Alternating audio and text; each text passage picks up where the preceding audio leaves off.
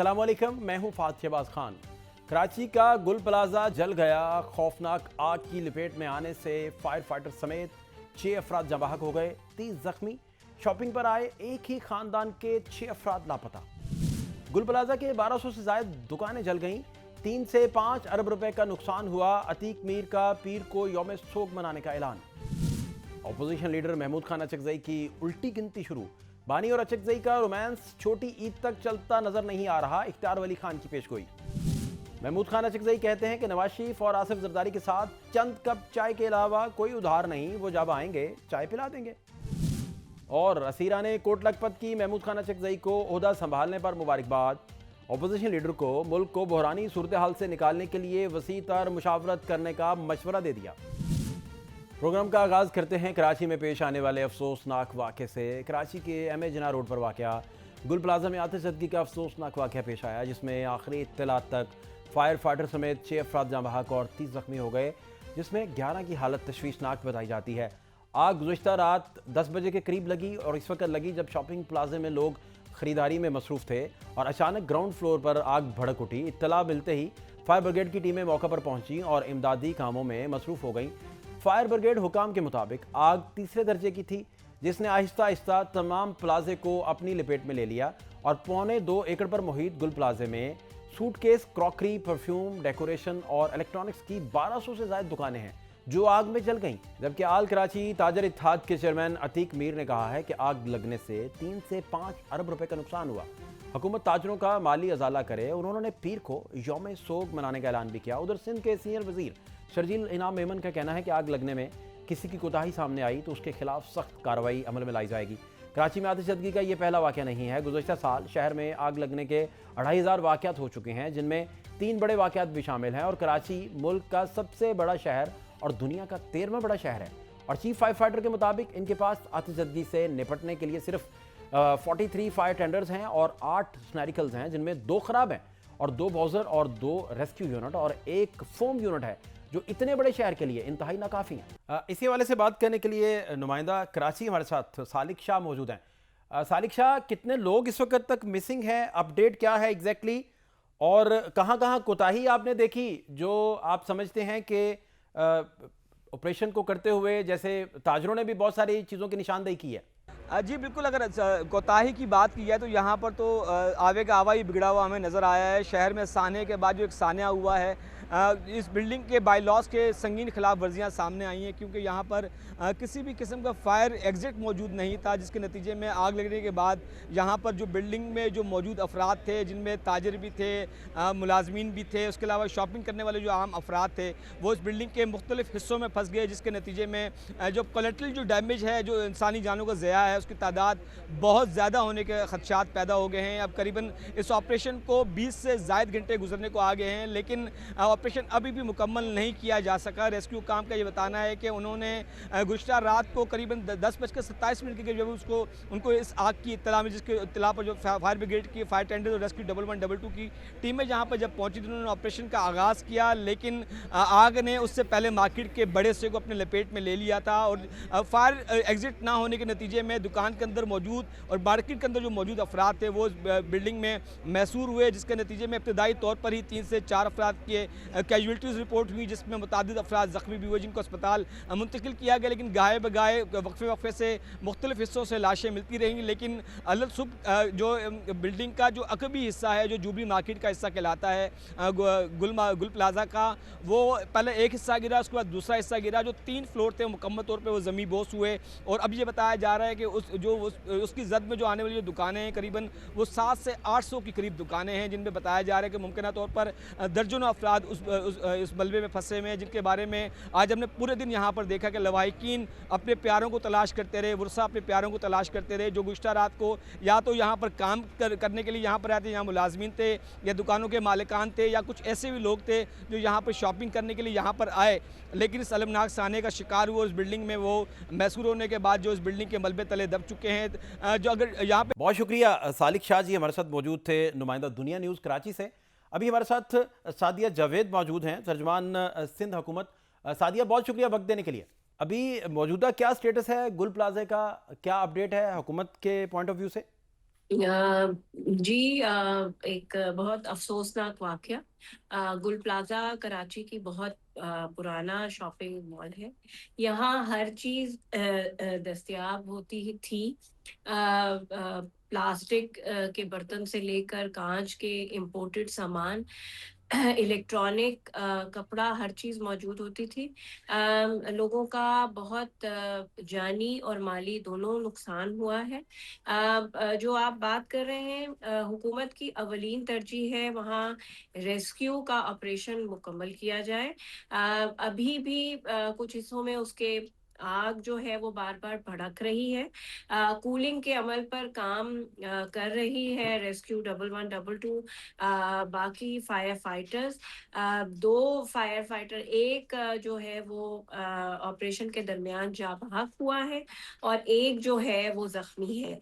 और करीब कोई 6 लोगों की डेड बॉडीज़ निकाली जा चुकी हैं और कोई इसी तरह 20 लोग ज़ख्मी हैं, जो मुख्तलिफ कराची के अस्पतालों में ज़ेर इलाज हैं। दूसरा सादिया साहिबा, जो जो ताजर बरादरी है उनका कहना है कि ये 10 बजे जब आग लगी तो हमने फौरी तौर पर उसी लम्हे फायर ब्रिगेड को इत्तला कर दी। फायर ब्रिगेड कहता है जी हमें तो 10:27 पर जो है वो कॉल मौसूल हुई।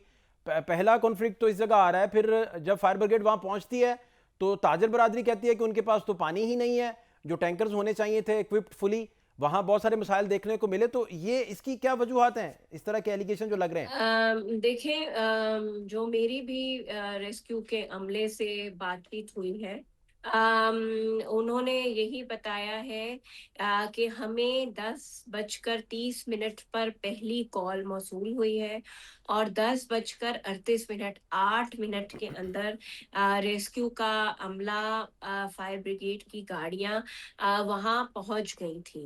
और जो पानी वाली वो शिकायत कर रहे हैं वो बिल्कुल ठीक है, क्योंकि एम ए जिना रोड पर फेडरल गवर्नमेंट का ग्रीन लाइन मंसूबा जो है वो ज़ेर तामीर है।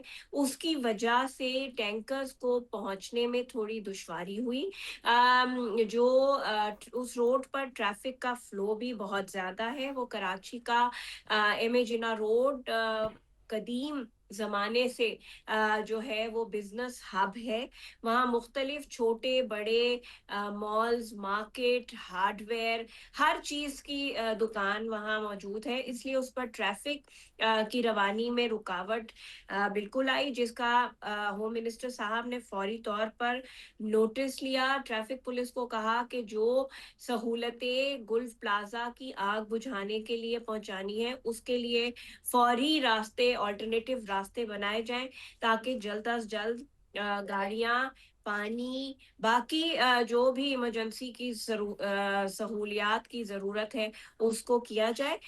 बिल्कुल उनकी ये शिकायत इसमें गलत, मैं नहीं कहूँगी कि वो गलत बात करें, लेकिन क्योंकि तरक्याती काम वहाँ जारी था उसकी वजह से रुकावट हायल हुई, लेकिन वो बाद में दूर की गई। नहीं मैम, वो जो नोटिस होम मिनिस्ट्री साहब की जानिब से लिया गया वो तो उस वक्त लिया जाना था जब रिक्वायर्ड था उधर फौरी तौर पे पहुंचना। दूसरा जो प्लाजे की सूरत हाल है उसमें जो फायर एग्जिट है या फायर सेफ्टी का कोई किसी तरह का मैकेनिज्म मौजूद नहीं। जो अथॉरिटी है आपकी सिंध बिल्डिंग कंट्रोल अथॉरिटी, उसका फिर इसमें क्या रोल रह जाता है? वो कैसे ऐसे पॉसिबल था कि वहाँ जो है किसी तरह का कोई इंतज़ाम ही मौजूद नहीं था? ये तो चले आप बाहर का भी मान रहे हैं ना कि बाहर से भी इमदाद पहुँचाते हुए अच्छी खासी वहाँ प्रॉब्लम हुई, या दूसरे मानों में आप कह लें कि नेग्लिजेंस आई, उसकी आप रीजंस भी बता रहे हैं, लेकिन बिल्डिंग के अंदर इतना इतना बड़ा वो आलीशान हब है तो वहाँ क्यों नहीं इस तरह के मामला थे?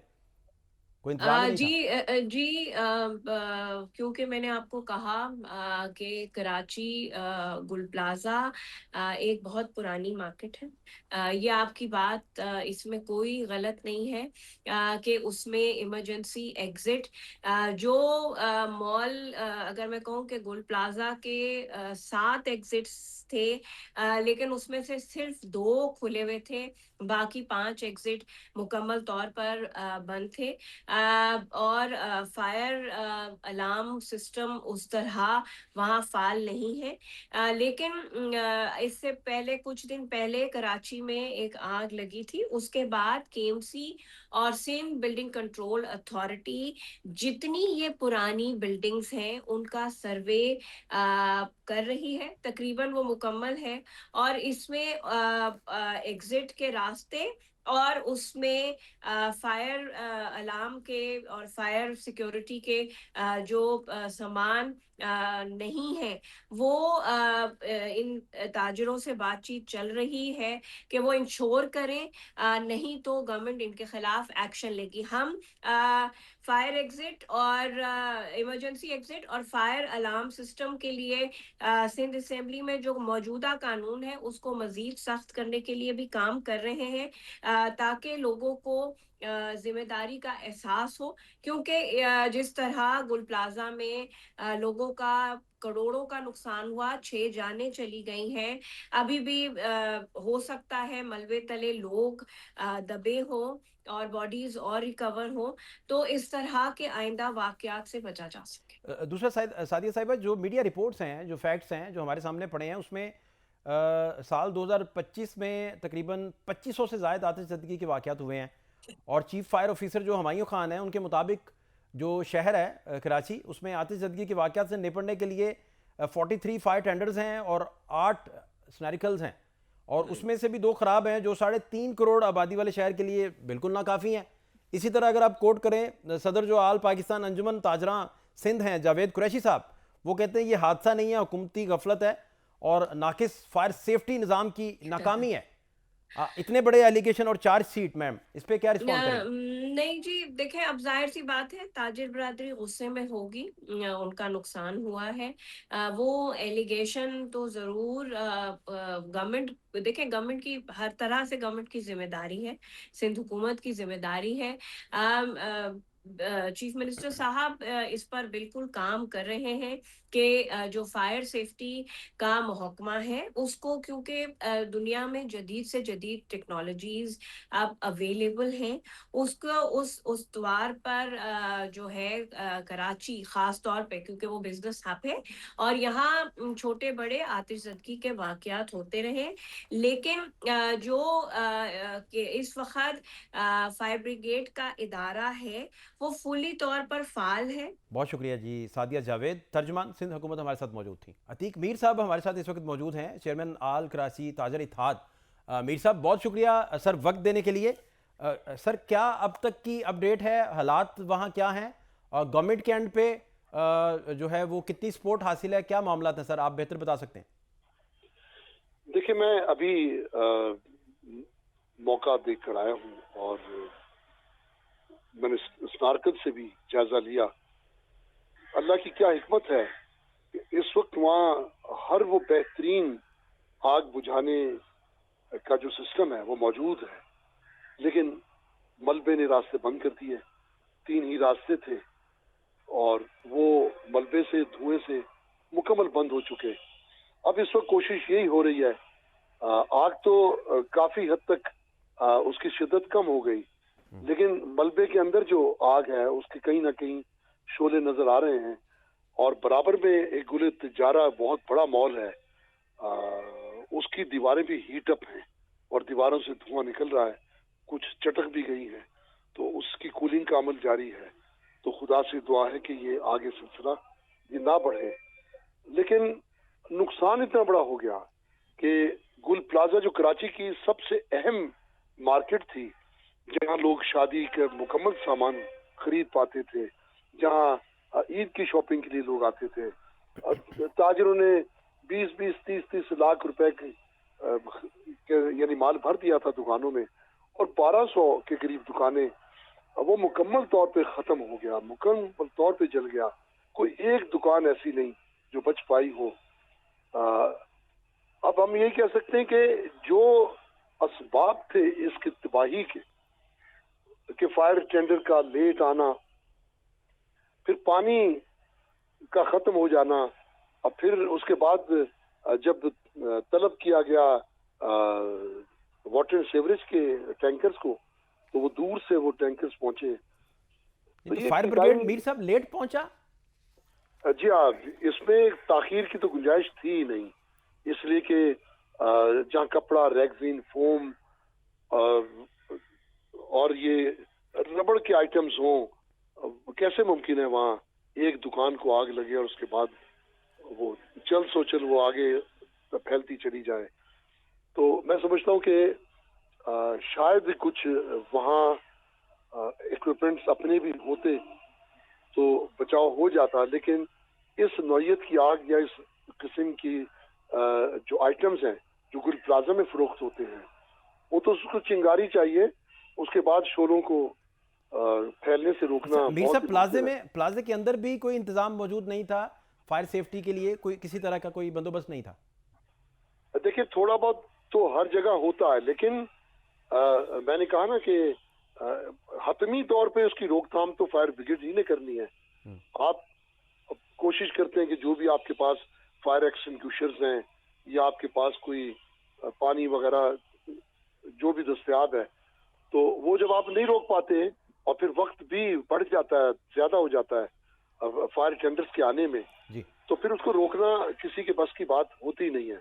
अगर हम ये कह भी लें कि वहाँ इंतजाम थे, तो भी इस नौयत की आग, जो छोटे छोटे पैसेजेस थे, रास्ते बहुत छोटे छोटे हैं गुल प्लाजा के अंदर, 1200 दुकानें हैं और 5 फ्लोर से ग्राउंड बेसमेंट प्लस 4, तो ये 1200 दुकानों में कुछ नहीं तो आप समझ लें कि 3 अरब से ज्यादा का माल भरा हुआ था।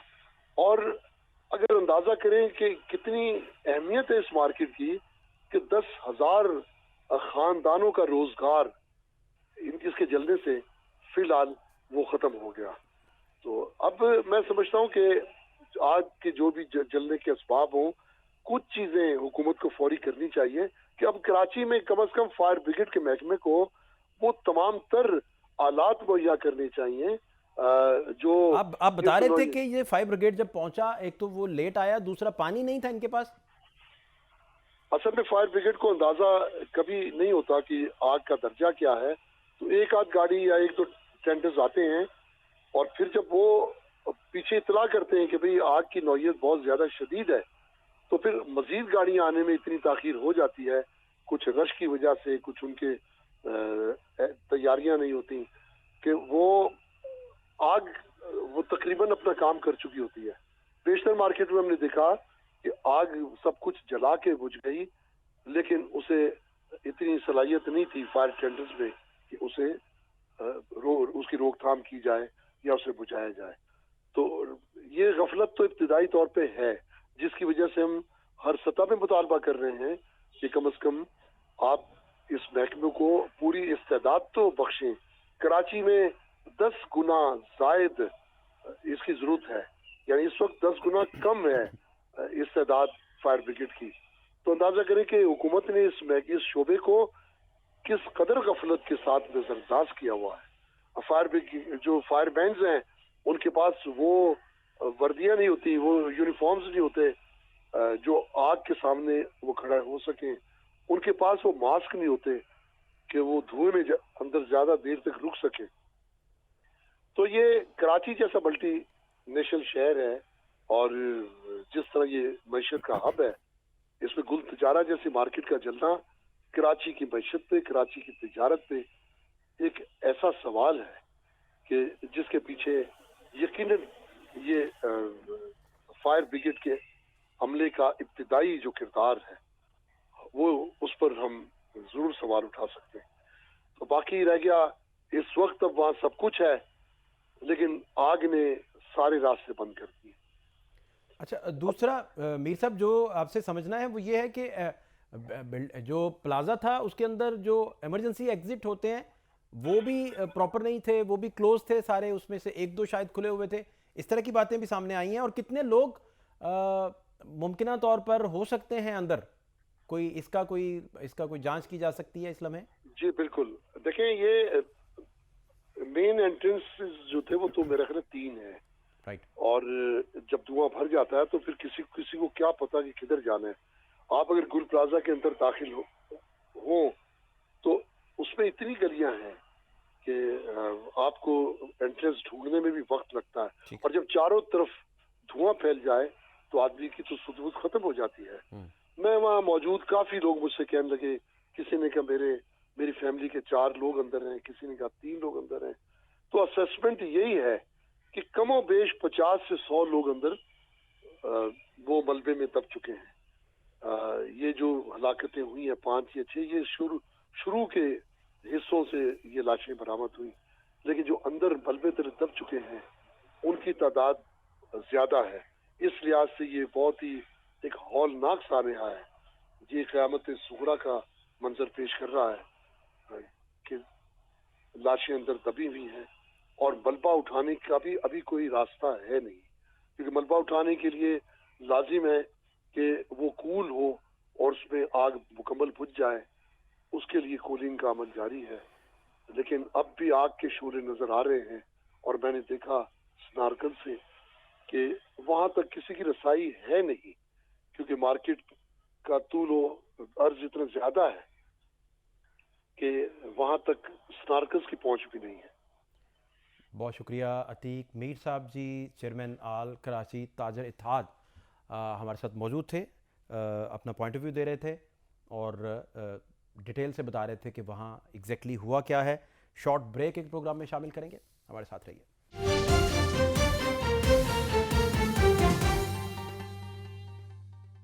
بریک کے بعد خوش آمدید۔ محمود خان اچکزئی کی تعیناتی کو ابھی کچھ ہی دن ہوئے ہیں، لیکن ان کی رخصتی کی پیش گوئیاں شروع ہو گئی ہیں، اور وزیراعظم کے کوارڈینیٹر اختیار ولی خان نے کہا ہے کہ محمود خان اچکزئی کے نوٹیفیکیشن کے بعد اب اگلے مرحلے میں بانی پی ٹی آئی انہیں فائر کر دیں گے، الٹی گنتی شروع ہوگی، اور یہ رومانس انہیں چھوٹی عید تک چلتا نظر نہیں آ رہا، اور بانی یوٹرن کے چوک پر کھڑے ہیں، دائیں بائیں دیکھ رہے ہیں، کوئی باجوہ، فیض، ثاقب، نثار مل جائے، پھر سول سپریمیسی رہے گی، نہ جمہوریت رہے گی، اور نہ اچکزئی صاحب رہیں گے۔ کل سے ہی محمود اچکزئی صاحب کا کاؤنٹ ڈاؤن شروع ہو جائے گا۔ عمران خان کی یاری جو ہے وہ پھٹی ہوئی چتری کی طرح ہوتی ہے۔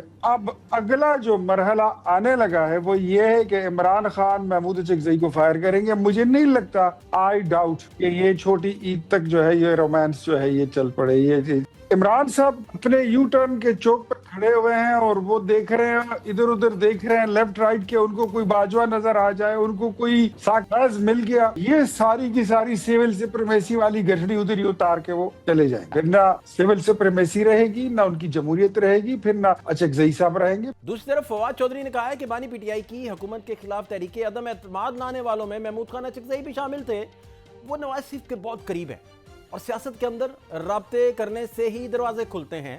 اپوزیشن لیڈر کے معاملے میں حکومت اور اپوزیشن کے درمیان رابطے کو ویلکم کرنا چاہیے، اور ان کا مزید کہنا تھا کہ اگر اچکزئی کی بطور اپوزیشن لیڈر حکومت کے ساتھ بات ہوتی ہے تو انہیں امید ہے کہ اسیران کی رہائی کے لیے بھی بات کریں گے۔ محمود اچکزئی صاحب کا ایک ذاتی احترام تو پایا جاتا ہے، اور پی ایم ایل این میں تو زیادہ ہے، نواز شریف صاحب کا ایک ذاتی تعلق ہے، اور پھر آپ کو یہ بھی معلوم ہی ہے کہ جب عمران خان کے خلاف جو نو کانفیڈنس موو آئی تھی ہماری حکومت کے خلاف، اس میں اچکزئی صاحب کا، اختر مینگل صاحب کا، باقی سارے جو بھی لوگ دوست طریقے تحفظ آئین میں ہیں، ان کا بہت اہم رول رہا تھا۔ لہٰذا یہ وہ سارے لوگ ہیں جنہوں نے نواز شریف کے ساتھ بڑا کلوز کام کیا ہے۔ پالیٹکس کے اندر رابطے ہونا کرنا، اسی سے ہی دروازے کھلتے ہیں۔ حکومت میں اور جو اس وقت اپوزیشن ہے ان میں کچھ نہ کچھ رابطے تو ہوئے ہیں، اس کی ڈیفینیٹلی میرا خیال ہے کہ اس کو ویلکم کرنا چاہیے۔ آئی ہوپ کہ اچکزئی صاحب حکومت کے ساتھ اگر یہ لیڈر آف اپوزیشن کے مسئلے کے اوپر جو ہے وہ ان ٹچ ہو سکتے ہیں تو پھر اسیران کی رہائی کے لیے بھی وہ بات کریں گے۔ لیکن محمود خان اچکزئی اس دوستی اور تعلق کے بارے میں کہتے ہیں کہ نواز شریف اور آصف زرداری کے ساتھ چائے کے کپ کے علاوہ کوئی ادھار نہیں، وہ دونوں جب آئیں انہیں چائے پلائیں گے، جبکہ تحریک انصاف کے سیکریٹری جنرل سلمان اکرم راجہ کہتے ہیں کہ محمود خان اچکزئی کے اپوزیشن لیڈر بننے سے کوئی فرق نہیں پڑتا، یہ سسٹم کی ضرورت ہے، وہ پہلے بھی ہمارے لیڈر تھے، آج بھی ہمارے لیڈر ہیں۔ کہ ان کے مقرر ہونے سے کوئی فرق نہیں پڑتا، وہ پہلے بھی ہمارے لیڈر تھے، وہ آج بھی لیڈر ہے۔ عمران خان صاحب کا حکم آ چکا تھا، یہ ایک آئین کی ضرورت ہے، یہ نظام کی اپنی ضرورت ہے، کوئی اس سے بڑا فرق نہیں پڑتا، کسی بھی چیز کو فرق نہیں پڑتا، یہ ان کی اپنی ضرورت تھی، نظام کی ضرورت تھی۔ ہمارے تو لیڈر تھے، ہم تو بدستور میٹنگز کر رہے تھے جن کی سربراہی وہ کر رہے تھے، تو اس لیے اس نظام کو ضرورت تھی کہ لیڈر آف دی اپوزیشن موجود ہو۔ ادھر وفاقی وزیر قانون اعظم نذیر تارڑ کا کہنا ہے کہ سزا یافتہ شخص ملک کی سیاست نہیں چلا سکتا۔ اپوزیشن ہر معاملے میں کہتی ہے کہ بانی سے مشاورت کرنی ہے، ان کو سمجھانا چاہیے کہ سیاسی معاملات کا طریقہ کار ہوتا ہے۔ تو مذاکرات کی آپشن جس دن وزیر اعظم شہباز شریف صاحب نے حلف لیا تھا اس دن بھی انہوں نے بات کی۔ کسی ایک شخص کی یا چند افراد کی رہائی اپنی جگہ پہ، کنوکٹڈ شخص کو جیل میں رکھا اس لیے جاتا ہے کہ قانون اجازت نہیں دیتا کہ وہ عام روزمرہ زندگی میں جو کچھ سیاسی اور قانونی معاملات ہیں وہ کریں۔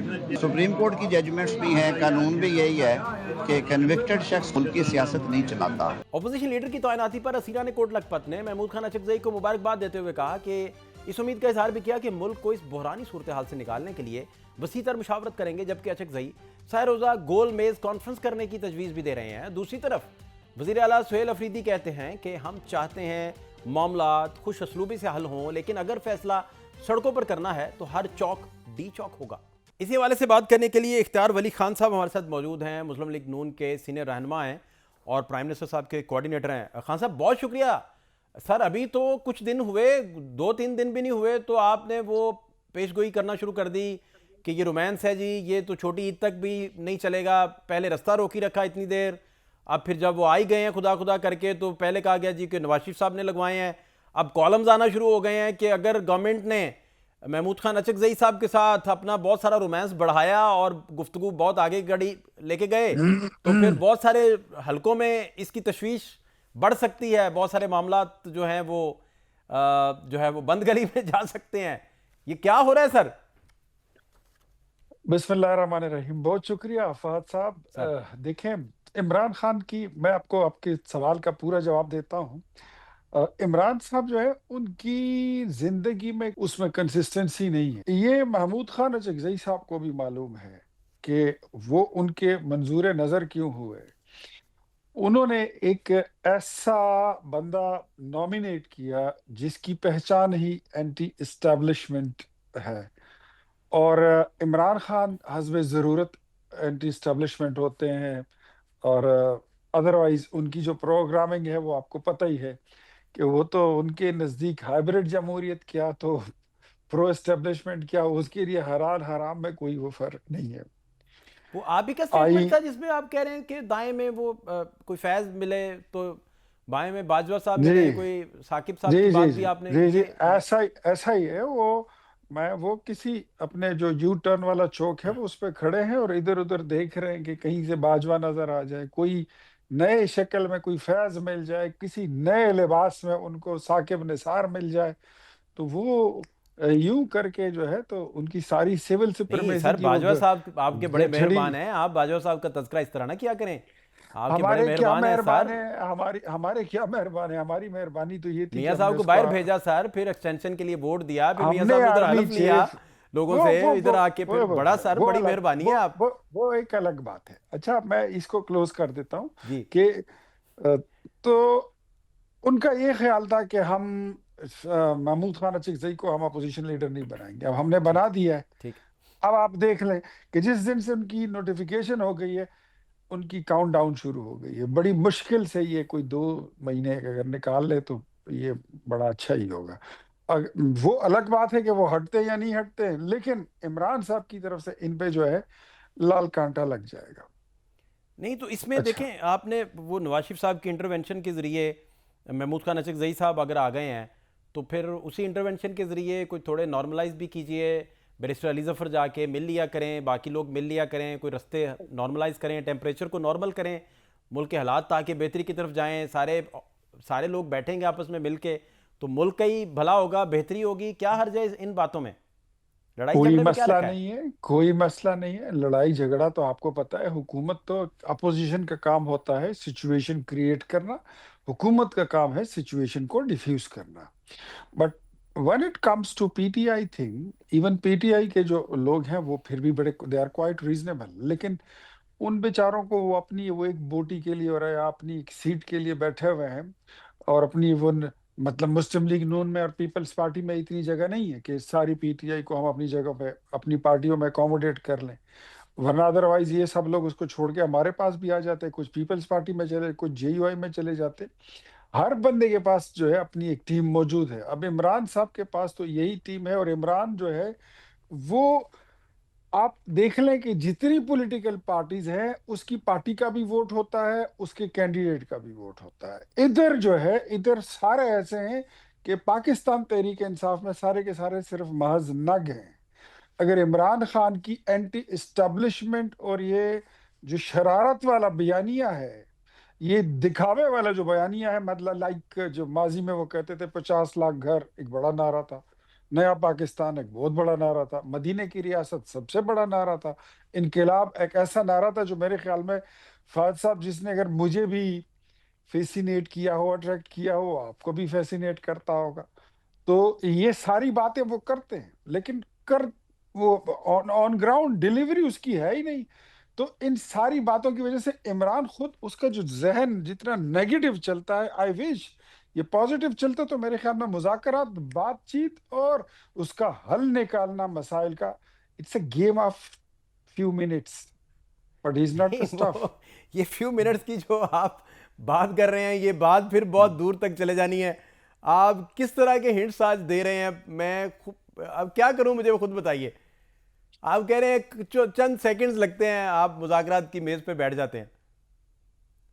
ایسا ہی ہے، مذاکرات کی میز پہ بیٹھنے کے لیے چند سیکنڈ لگتے ہیں اور مسائل کا حل جو ہے وہ اس سے زیادہ کم وقت لیتا ہے. لیکن اس کے لیے کوئی پازیٹیو ذہن بھی چاہیے، وچ آئی تھنک کہ عمران خان صاحب میں 100% ساری نیگیٹیوٹی اور وائرس ٹائپ کی چیزیں بھری ہوئی ہیں. دوسرا میں آپ سے ان میں یہ بھی کوئی جاننا چاہ رہا ہوں، پازیٹیو خان صاحب، انرجی نے، خان پازیٹیو صاحب، انرجی کوئی یہ نہیں. محمود خان صاحب کو گورنمنٹ جو ہے، گورنمنٹ ان کو یکدم کئی دفعہ گورنمنٹ ایسے فیصلے کرتی ہے کہ بعد میں پھر وہ بھگتنے بھی پڑ جاتے ہیں، ظاہری بات ہے. اس پہ تو تاریخ ہے پوری، بہت سارے ایسے آپ کے قائد کی طرف سے بہت سارے ایسے فیصلے ہوئے کہ بعد میں پھر بھگتنے پڑے. میں یہ پوچھنا سمپل چاہ رہا ہوں، کسی بھی تفصیل میں جائے ہوئے یا سنگل آؤٹ کوئی واقعہ ڈسکس کیے بغیر.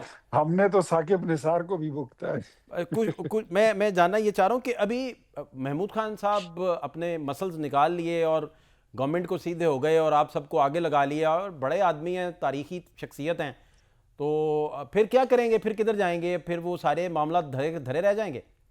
خوف نہیں آپ کو محسوس ہوتا محمود صاحب سے؟ دیکھیں، محمود خان صاحب اگر انڈیویجولی وہ کسی پوزیشن پہ کھڑے ہوتے تو وہ زیادہ خطرناک تھے. اب وہ اگر پاکستان تحریک انصاف کی لاٹ کے اوپر اگر کھڑے ہو کر بات کریں گے تو ان کی گنتی جو ہے وہ پی ٹی آئی میں سے ہوگی. ان کو حساب ان کو اس نظر سے دیکھا جائے گا جس نظر سے پی ٹی آئی کو دیکھا جاتا ہے. اب اس کا اندازہ آپ بھی لگا لیں اور محمود خان چکزئی صاحب خود بھی لگا لیں کہ انہوں نے اپنی قد کاٹ میں ان کی سنگت میں کتنا اضافہ کیا ہے. بہرحال ان کا نوٹیفیکیشن جس طرح ہوا ہے اس کے بارے میں کہانیاں بڑی مشہور ہو ہیں. اگر مطلب اس میں کوئی انٹرونشن نہ ہوتی تو شاید یہ نوٹیفیکیشن بہت بھی نہ ہوتا. شکریہ جی. بہرحال اختیار ولی خان صاحب ہمارے ساتھ موجود تھے، پرائم منسٹر کے کوارڈینیٹر، اپنا پوائنٹ آف ویو دے رہے تھے. پروگرام میں ایک بریک شامل کریں گے، ہمارے ساتھ رہیے.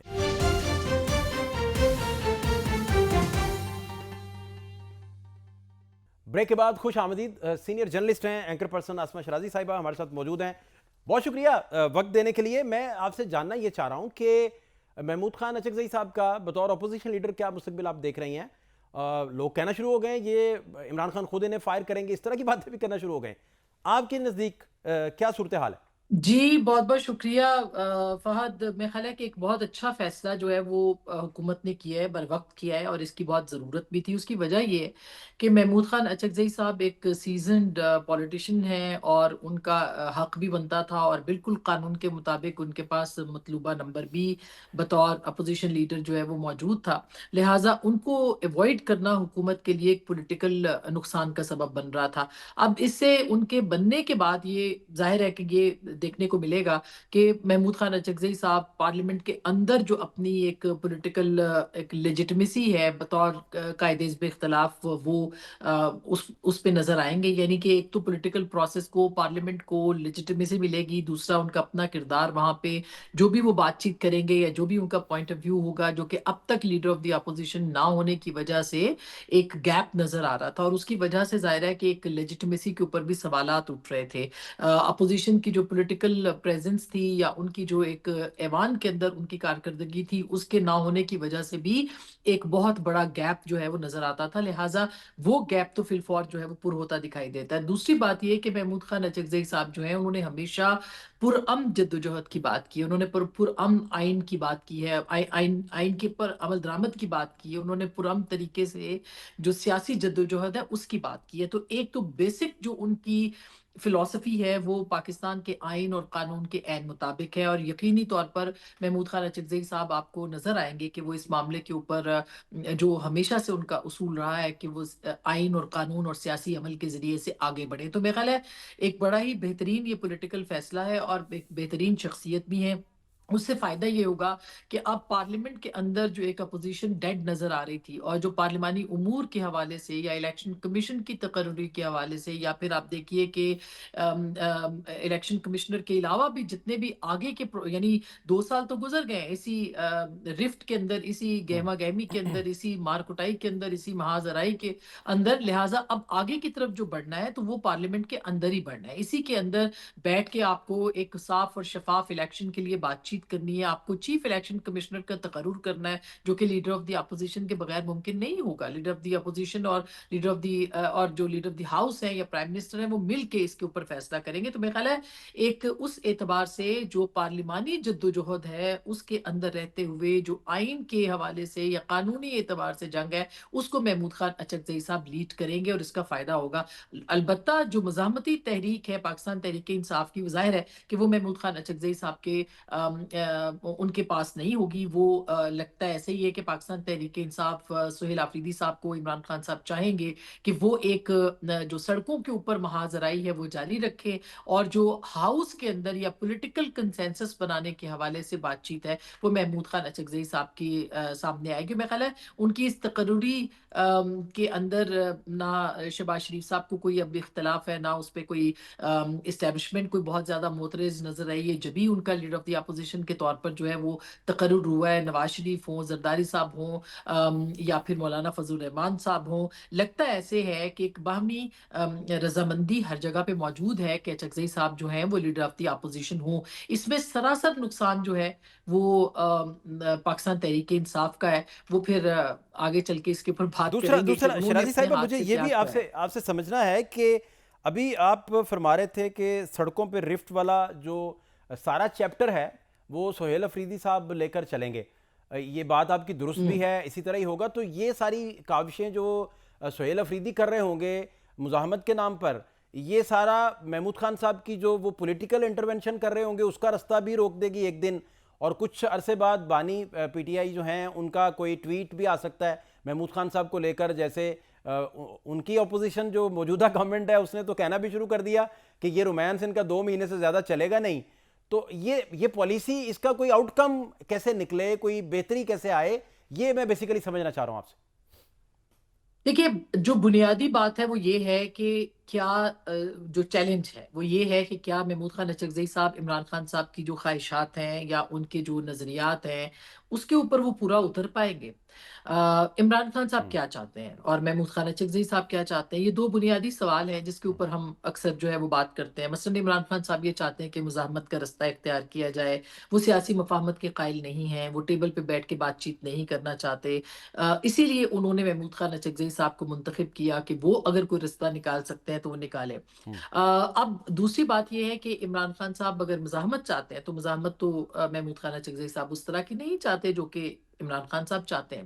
تو اس کے لیے انہوں نے سہیل آفریدی صاحب کو منتخب کیا ہے، اور یا ان کی جماعت جو ہے وہ یہ کہے گی کہ ہم سڑکوں کے اوپر رہیں گے، ہم احتجاج کریں گے تا وقت کہ حکومت جو ہے وہ مجبور ہو جائے اور وہ بات چیت کرے محمود خان اچکزئی صاحب سے۔ تو دیکھیے یہ جو خواب ہے عمران خان صاحب کا، اس میں اس لیے بہت زیادہ دقت ہے کہ ان کی جماعت کے اندر مزاحمت کا کوئی اس وقت تک جو ہے وہ ہمیں شائبہ نظر نہیں آ رہا، اور اس کی وجہ یہ ہے کہ ان کے पास वो जो पॉलिटिकल पावर या जो कहते थे ना सड़कों के ऊपर जो एहतजाज की सूरत थी वो भी हमें फिलहाल नजर नहीं आ रही। फिल वक्त मैं ये नहीं कहती कि आगे नहीं होगी या हो सकती है, मगर उसके इम्कानात बहुत मादूम है। अब जब वो सड़क के ऊपर एहतजाज जो चाह रही है पाकिस्तान तहरीक इंसाफ वो नहीं हो पाएगा, तो उसका नतीजा ये निकलेगा कि आपको पूरी तरह से इमरान खान साहब को डिपेंडेंसी जो उनकी होगी वो महमूद खान अचकजई साहब पे होगी। महमूद खान अचकजई साहब उनके लिए क्या रास्ता निकाल पाते हैं? क्या महमूद खान अचकजई साहब कोई ऐसा रास्ता निकाल सकते हैं कि फौरी तौर पर जो है वो बातचीत गवर्नमेंट के साथ हो और इमरान खान साहब की रिहाई जो है वो मुमकिन हो सके? तो फौरी रिहाई उनकी वहां पे भी मुमकिन नहीं है। तो जाहिर है इससे मैं ये नहीं कहती कि इमरान खान साहब या पीटीआई जो है 2 महीनों के बाद जो है इस फैसले पे पछताएगी, लेकिन पाकिस्तान तहरीक इंसाफ ने अपनी सबसे मजबूत अपोजिशन जो है वो अपनी पार्टी के हाथ से लेके वो उन्होंने तहरीक तहफ़्फ़ुज़ आइन को दी है। इसी तरह से कल राजा नासिर अब्बास साहब जो हैं वो अगर सेनेट के अंदर मुंतखब हो जाते हैं तो वो वहां पे चली जाएगी। तो एक रिलायंस इमरान खान साहब का अपनी पार्टी के ऊपर खत्म हो जाएगा और पार्टी भी जवाबदेह नहीं होगी कि उनके पास क्या रिस्पॉन्सिबिलिटी है। सारी रिस्पॉन्सिबिलिटी अगर अचकजई साहब के पास होगी तो वो कहेंगे कि मेरे पास तो ये मैंडेट है कि मैं सिर्फ बातचीत करूं, मुजामत नहीं करूं। तो ऐसी सूरत में जाहिर है कि कोई मतलूबा नताइज फौरी तौर पर नहीं मिल पाएंगे। अच्छा, आखिरी बात जो आपसे मैं समझना ये चाह रहा हूँ कि गवर्नमेंट को कोई दिक्कत फिर आप समझती हैं कोई है किसी तरह की? चूँकि जो अपोजिशन है वो तो बराए नाम है, ख़ास तौर पर जो बात तहरीक इंसाफ किया करती थी कि बहुत बड़ा सपोर्ट उन्हें पब्लिकली है, लेकिन वो कोई ऐसी एजिटेशन या ऐसा कोई शो पावर शो कर नहीं पाए, ना दिखा पाए।